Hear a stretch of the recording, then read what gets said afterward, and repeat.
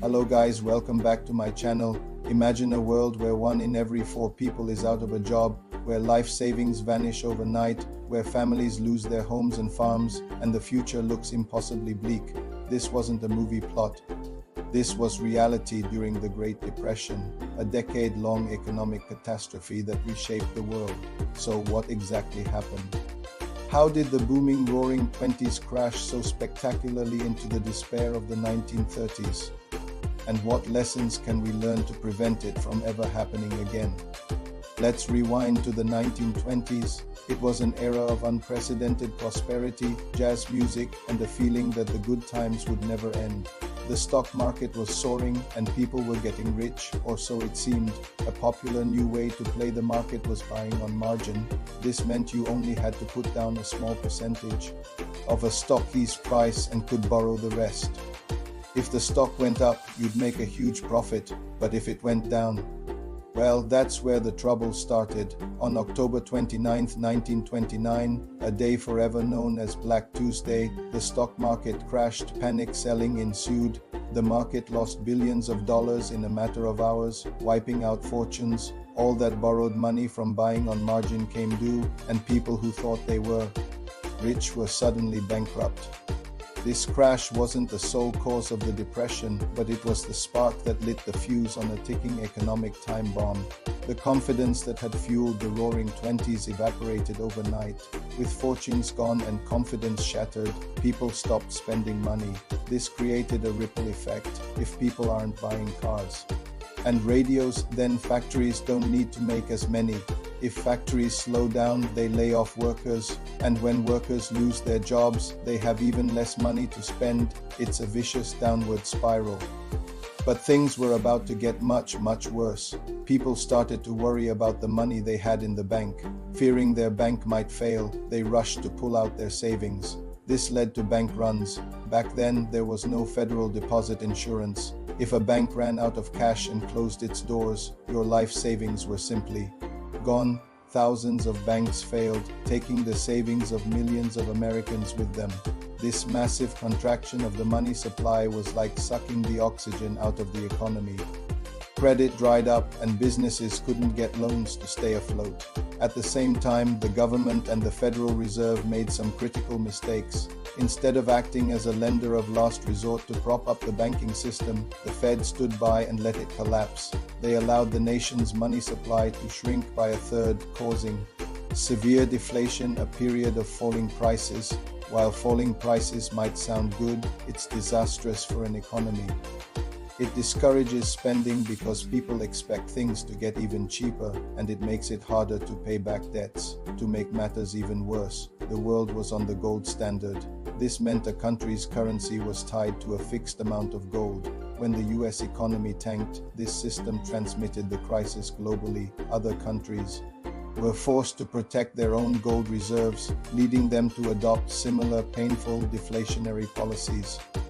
On top of this, the United States passed the Smoot-Hawley Tariff Act in 1930, placing huge taxes on imported goods to protect American industries. But this backfired spectacularly. Other countries retaliated with their own tariffs, and global trade collapsed, strangling economies everywhere. And we can't forget the farmers. Even during the prosperous 1920s, many farmers were struggling with debt and overproduction, which drove down crop prices. Then, in the 1930s, a natural disaster struck. A severe drought hit the Great Plains, turning fertile farmland into a barren wasteland. Massive dust storms choked the sky, earning the region the name Dust Bowl. Families who had farmed the land for generations were forced to abandon their homes and head west in search of work, becoming migrant laborers in a country with no jobs to offer. So, who was hit the hardest by this perfect storm? The simple answer is almost everyone, but some groups suffered more than others. By 1933, the unemployment rate in the US hit a staggering 25%. In some industrial cities, it was as high as 80%. People lost their homes and ended up in shanty towns they sarcastically called Hoovervilles, named after the president at the time. Bread lines and soup kitchens, run by struggling charities, became a common sight, a lifeline for millions. minority groups faced an even tougher reality. African Americans were often the last hired and first fired, and by 1932, about half were unemployed, facing compounded hardship from deep-seated discrimination. Children, the elderly, and anyone without a safety net were incredibly vulnerable, their survival hanging by a thread. The Great Depression was a period of immense human suffering, a time when the American dream turned into a nightmare. So how did it finally end?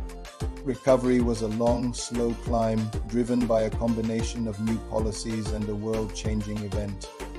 In 1933, a new president, Franklin D. Roosevelt, took office and promised a new deal for the American people. One of the first major steps was abandoning the gold standard. This allowed the government to devalue the currency and expand the money supply, which helped stop the deflationary spiral and encouraged spending. Then came the New Deal itself. It was a sweeping series of programs and reforms aimed at providing relief, recovery, and reform.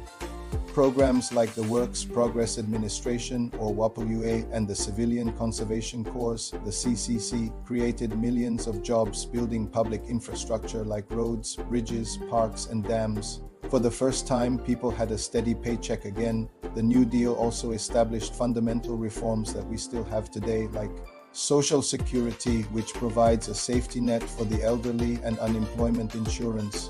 It fundamentally changed the role of government in the economy. But what truly, definitively ended the Great Depression was World War II. The massive industrial mobilization required for the war effort acted as an enormous fiscal stimulus. Factories that had been dormant for a decade roared back to life, producing planes, tanks, and ships. Unemployment vanished as millions of men went to fight, and millions of women entered the workforce to support the war effort. The government was spending on a scale that dwarfed even the New Deal, and this flood of spending finally pushed the economy to full employment. The Great Depression left deep scars, but it also taught us invaluable lessons that shape our economic policies to this day. We learned the critical importance of a central bank, like the Fed, acting decisively to prevent financial panics and support the banking system. We learned that during severe downturns, active government spending fiscal policy can be a powerful tool to stimulate demand and create jobs. And perhaps most importantly, we learned the necessity of a strong financial regulatory system and social safety nets. Things like federal deposit insurance, the FDIC, which guarantees your money in the bank is safe, were created directly in response to the Depression. Social Security and unemployment benefits were established to ensure that in times of crisis, the most vulnerable members of society have a floor to stand on. The Great Depression was a defining moment in modern history. It showed us the fragility of our economic systems, but also our capacity for resilience and reform. By understanding its causes and consequences, we arm ourselves with the knowledge to navigate future crises and work towards building a more stable and equitable world. Thanks so much for watching. If you found this video informative, please hit that like button and subscribe for more deep dives into history. Let me know in the comments what topic you'd like to see next. See you in the next video.